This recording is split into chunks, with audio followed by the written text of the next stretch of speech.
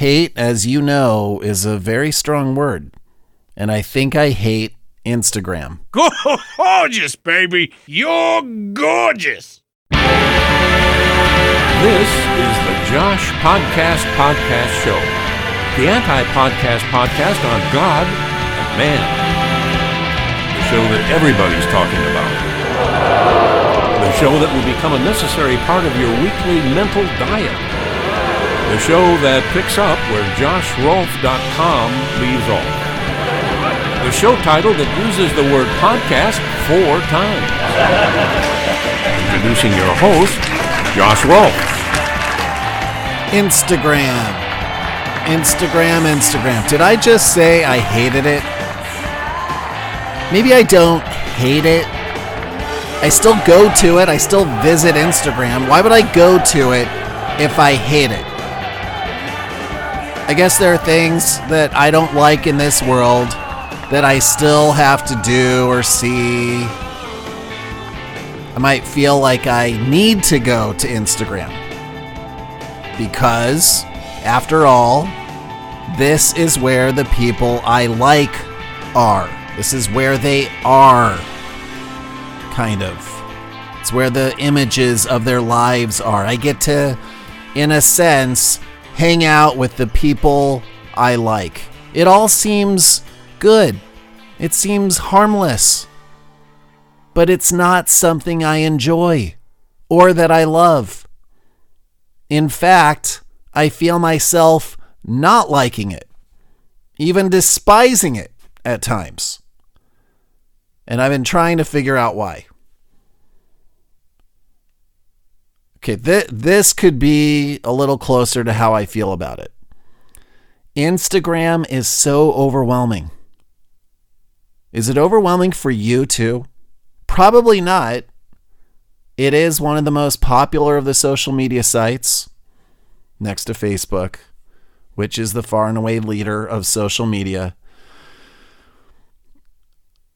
If most people found Instagram to be overwhelming or too much, then Instagram would be declining as a social media tool, not growing as it has been over its very relatively short lifespan.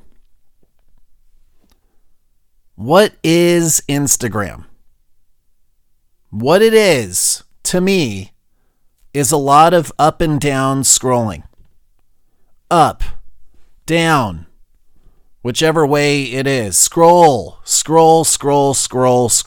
up and down. Now, well, you don't really go up and down. You go in one direction. You're flicking things up,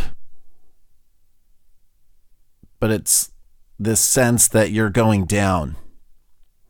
Now there's side to side. You know, when someone's posted multiple pictures or videos, pictures and videos, videos and pictures, videos and pics. So I've been scrolling for years and years and years. And now there's more to scroll from side to side. It is a nice break in the up and down when you can go side to side. But wouldn't it be nice if they tried out scrolling diagonally? Why can't these social media companies change things up every now and then? Give us some diagonal scrolling, darn it. Or zigzag. I'd love some zigzag scrolling. That would make it more interesting. A circle. Did you ever have the original iPod? I mean, we're going to keep scrolling, so you might as well scroll in a way that's more interesting to the brain. What if Instagram had a maze of some sort where you'd have to figure out which way to scroll in order to see the next post? Oh wait, that exists. It's called Snapchat. Swiping all directions in that app, that business is out of control. No wonder their stock's tanking. The creators of Instagram, they want you to see everything up and down. You flip the screen upward with your finger, but you do that to go down through the list of posts. That's what I meant to say earlier. You can't go up. Oh, no. Can't go up. Heaven forbid They let us scroll upward. Everything in social media land is about scrolling down. And these are the progressives. These are the liberal thinkers, the innovators. These are the people creating these technologies. And this is not a political commentary. This is a proven fact that Silicon Valley is run by progressive liberals. They're the innovators. And yet these are the people who are creating the technologies that are household names, yet their minds are so open to anyone and everything, but they're completely stuck. They are stuck in the up and down scroll. And I'm tired of it. I'm tired. I'm in a downward spiral of fatigue because of their lack of innovation. But my fatigue, my tiredness about Instagram is not what I wanted to talk about. That is not what I wanted to discuss. I wanted to discuss with you today, at this very moment that you're hearing my voice, and I'm actually somewhere else in your right now. Right now, I'm not recording. This is not radio. I could be at work or driving or sleeping, because what you are listening to is a recording and you are hearing me in the past. But for both of us, it is right now. And I wanted to discuss with you at this moment how overwhelming it is to see picture after video after picture after video and picture. And really, I wanted to talk about that, how there's a certain aspect to it. There are lots of aspects to it, but there is one in particular. Stick with me here. I know I'm not landing it. I'm not getting there yet. There is one aspect. It just popped into my mind, and I'm trying to, as I go off here about the right now and getting all metaphysical on you here, is how when looking at picture after picture, it's so fleeting. And this word fleeting will be used as part of my argument about how overwhelming Instagram is to me. On the fleeting side of the argument, I've been thinking a lot lately about how fleeting art production is in general. I don't want to discourage artists from creating, but what might take hours, months, years to produce. Like, I've watched some movies this weekend. They took years of time to produce. I've read some books. Years, songs. Maybe years, maybe, countless hours. Yet, when I enjoy them only temporarily, only for a moment, so fleetingly. There are songs that I love so much, but I can't listen to them constantly or they get old. I've made some songs get old because I've listened to them too much. Same goes with artwork, the kind like a painting or drawing, a book. You can't just read a book over and over and over. Anything created, a movie, a game, a podcast, even my podcast, you can't do over and over and over again. And if you are, you have a problem and should stop. All of these human-made creations, they keep our attention for little moments at a time, and we crave them. We thirst for them. We consume them, and then they're gone. What does this have to do with Instagram? What's posted to Instagram isn't necessarily the most creative art. The filters were the original appeal of Instagram. They added artful effects, and early on, that's how people got into it. At the time, this is in the 2011-12 timeframe, it baffled me, but people were drawn to it.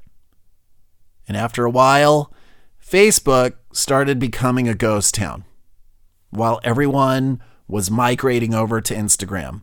Mark Zuckerberg made a brilliant purchase when he bought Instagram for $1 billion because he saw that people just wanted the clean feed of images and the filters, and it was all very gimmicky, but they loved it. Now, I don't go to Instagram looking for art, but it is a snapshot of someone's life at a given moment, so it's more like a scrapbook of pictures of what people are up to. And we as a society find this so fascinating that venture capitalists and then Facebook poured billions of dollars into the company. It's this voyeuristic scrapbooking company that instead of being just Taylor Swift or Barbara Streisand, it's your friends. Instagram is now the most profitable part of the Facebook behemoth company's portfolio because it's so darn popular. What I meant by Taylor Swift and Barbara Streisand is they weren't spending tons of money in their productions, their images, their music. This was all us. We created it. Without regular folks like us, Instagram would not exist. People love just seeing photos. The focus is not the text, as it is on Facebook and Twitter. The focus is on the picture, the image. A picture that is more scrapbook than art. In fact, it's a lot like scrapbooking because the filters replace the little cutouts around the scrapbook photo. You know, there's special scissors, scrapbooking scissors and designs and little cardboard papers. The colors used in the filter are all part of the experience. And then you can write a little caption describing the picture, the feelings, the moment, the hashtags. It's all there. And it's the creation of one person you follow. So in that sense, it is a creative product that one person creates and the rest of us consume. So a type of art. What I'm truly getting at here is, as a consumer of these creative products, I personally am overwhelmed by the pictures. Here's why. I'm overwhelmed because I'll be at your cruise with you, watching the sunset, enjoying the view, reading that you were off the coast of whatever and on a vacation. These are all thoughts I've had in about 0.8 seconds. And then my finger doesn't let me enjoy or think much more about it before it flicks on to the next post, where I'm seeing an ad for hair loss. So I've gone from the beach, gone from the sunset, to an ad promoting hair loss, which is really one of the only ads I see on Facebook and Instagram. None on male pattern baldness on Twitter or Snapchat. Absolutely none. No ads on those things. Just Facebook and Instagram. And then I scroll to the next post where I see someone's video of something or other, and the username is Ratatat490 or something, and I have no clue whatsoever who Ratatat490 is. I mean, absolutely no idea.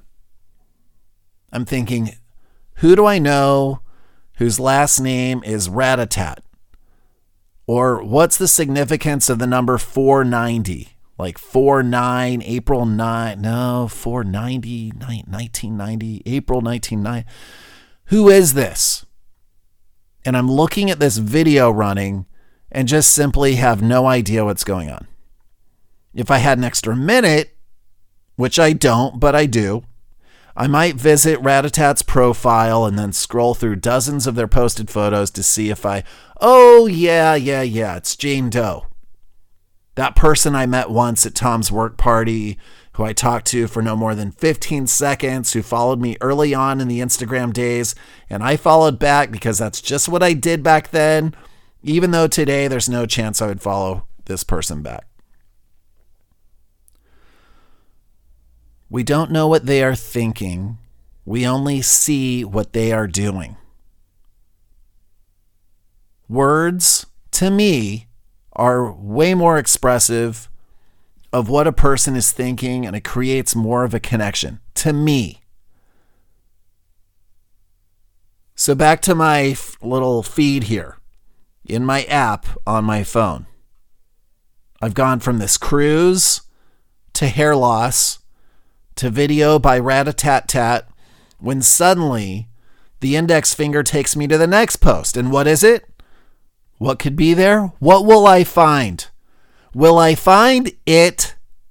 The thing I came to Instagram to find? The water to quench my thirst? The food to fill this curious feeling of hunger? And what I find there is someone's collage of 5 pictures. So I get to scroll to the left, which means the pictures are coming in from the right. Here's one that's big with a lot of people in it. What do I mean by big? It's a lot of people. There's a lot going on in this photo. It's not a simple like cat picture. There's a lot of people. They're wearing the same colored blue t-shirt. So it's starting to look like either an event, like a family reunion. 4 more pictures, a little different. Oh, here's one. It's an actual collage. It's got a lot of things going on, all in this small area. I could zoom in and out if I wanted. My mind isn't sure whether to scroll or tap, expand the collage. Next thing you know, I move on down and surprise, no baldness ads this time. Instagram is now showing me who I need to follow. I see more names that are more like usernames. No clue who these good people are. And I see that someone's following me and I don't know the person, so I keep on scrolling. That's what I do. And I do it for a minute sometimes. Other times, 15 minutes. Lately, it's gotten to the point where I'm going to Instagram at the most once a week. But it just got to the point after cumulative hours of scrolling and still being hungry and still being thirsty that I had enough. You might be asking at this point how hunger and thirst relate to being overwhelmed. Because those feelings, the feelings of hunger and thirst, can be overwhelming. And they're going a little closer towards where I'm trying to get to explain my problem with Instagram. The hunger and the thirst feeling comes from not being completely satisfied because the scrolling never ends. It's an eternal scroll of infinitum. I will admit, there was a day when I was looking at Instagram so much, and they were displaying friends' posts chronologically back then, that I saw every post. But I no longer have that much patience with the system.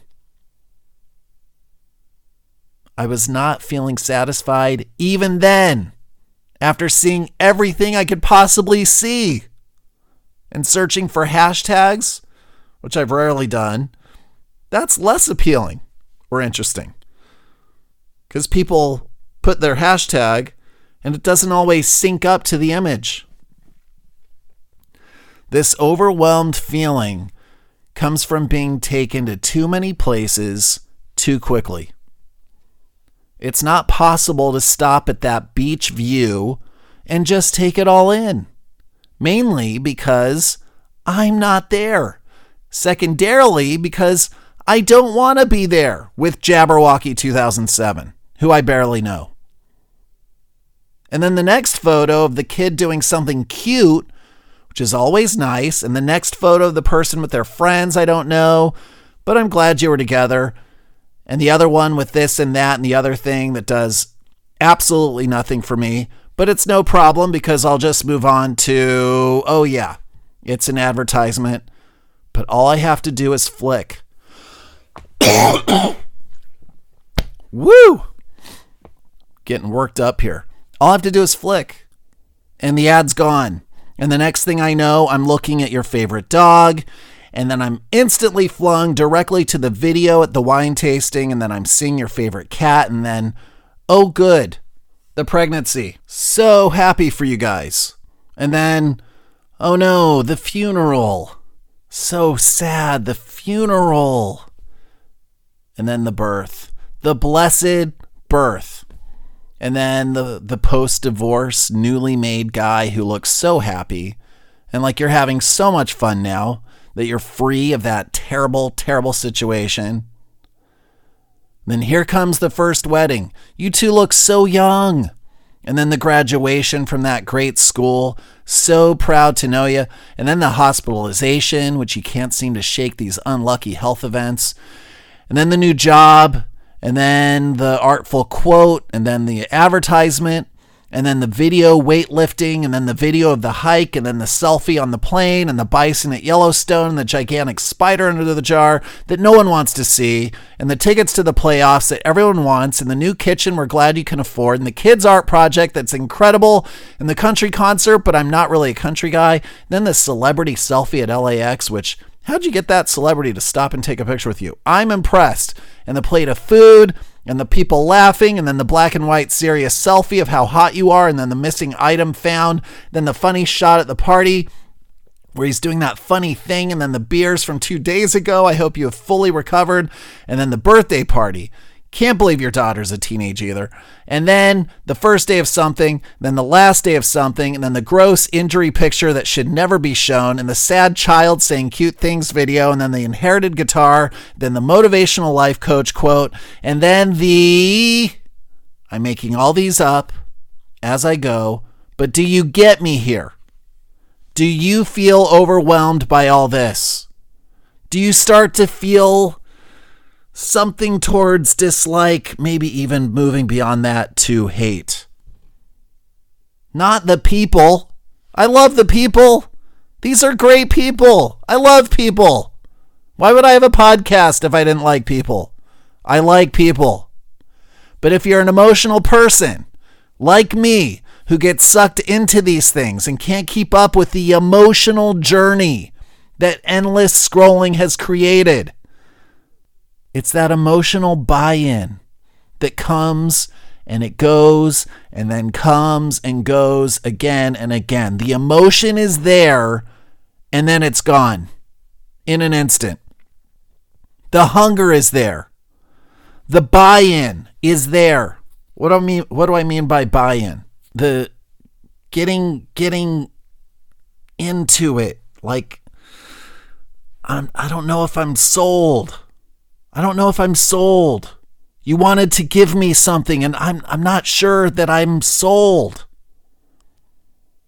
The emotion is there, but the dissatisfaction or lack of full fulfillment by each post adds up into an emotional journey that never satisfies. It never satisfies. It hasn't satisfied since day one. Even if I post and get some likes, it's never quite fulfilling. I fully realize that this is a very dark view of Instagram. And I wonder if I'm alone in this. Am I? Are you with me? Do you like the emotional roller coaster? Does it do anything for you emotionally?